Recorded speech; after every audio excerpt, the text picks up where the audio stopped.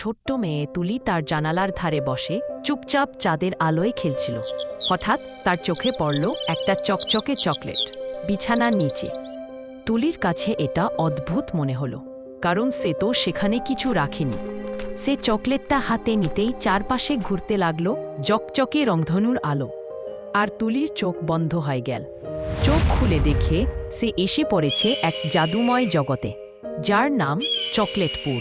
এখানে রাস্তা তৈরি চকলেট বার দিয়ে, গাছগুলো লজেন্স আর ক্যারামেল ফল ধরছে, নদীও দুধ আর চকো সিরাপ দিয়ে ভরা। তুলির সামনে এসে দাঁড়ায় এক ছোট্ট চকলেট সৈনিক, যার মাথায় চকো হেলমেট। স্বাগতম রাজকুমারী, তোমাকে নিয়েই আমাদের ভবিষ্যতের আশা। তুলি তো একেবারে হতবাক। রাজকুমারী মানে আমি? হ্যাঁ, শুধু একটি শিশু চকলেটপুরে আসতে পারে, যাকে চকলেটের রাজ্য বাঁচাতে হবে। চকলেটপুরে টফি ডাইনি আক্রমণ চালিয়েছে, সেসব মিষ্টান্নকে তিক্ত করে দিচ্ছে। তুলি সাহস করে চকলেট তরবারি হাতে নেয়, আর শুরু হয় মিষ্টি যুদ্ধ। দুধের নদীর ওপর দিয়ে ভাসতে ভাসতে সে পৌঁছে যায় ডাইনির লজেন্স দুর্গে। তুলি ডাইনির মুখে বলে, মিষ্টি মানে ভালোবাসা, কারো মন তিক্ত করে দিলে। ডাইনির হৃদয় গলে যায়, সে সব দুঃখ ভুলে গিয়ে হাসতে থাকে। চকলেটপুর আবার হাসতে থাকে।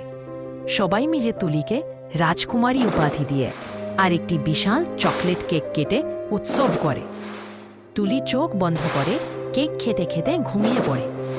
চোখ খুলে দেখে সে আবার তার বিছানায়, তবে তার হাতের মুঠোয় এখনও এক টুকরো চকলেট।